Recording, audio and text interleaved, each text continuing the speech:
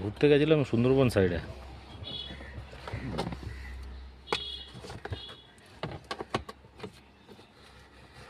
এই ক্লাচ প্লেটটা কি পাতলা হয়ে যায় নাকি?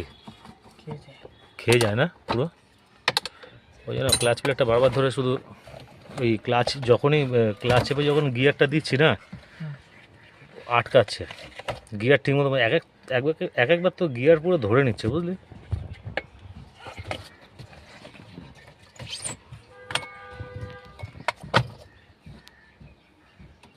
আচ্ছা ওই ক্লাচ প্লেটে যে চেঞ্জ করলে ঠিক আছে, তুই যে ক্লাচ প্লেট প্রেশার প্লেট যেটা চেঞ্জ করবি করলে কি ওটা কোনো কিলোমিটারে কোনো কিছু ব্যাপার আছে যে এত কিলোমিটার চলবে, এত কিলোমিটার চলার পরে ক্লাচ প্লেট আবার চেঞ্জ করতে হবে?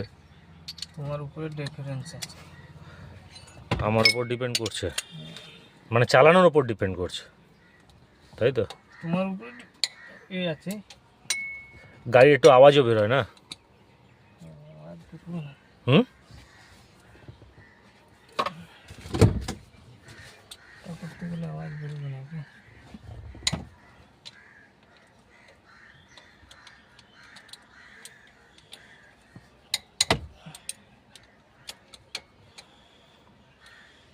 গিয়ার বক্স পুরোটাই খুলতে হবে তাই তো?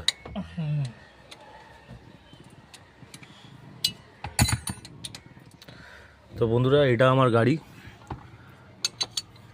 আমার গাড়ির আজকে ক্লাচ প্লেট প্রেশার প্লেট দুটোই চেঞ্জ হবে। আজকে আমার একটু দূরে যাওয়ার কথা ছিল, তো যার জন্য যেতে পারিনি।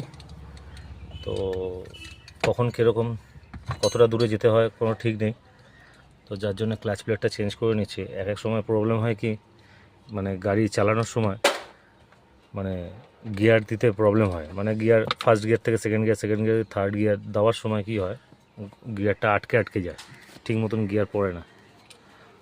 তো যে কোনো মুহূর্তে যে কোনো কিছু একটা ঘটে যেতে পারে, যার জন্য ক্লাচ প্লেটটা প্রেশার প্লেটটা চেঞ্জ করে নিচ্ছি।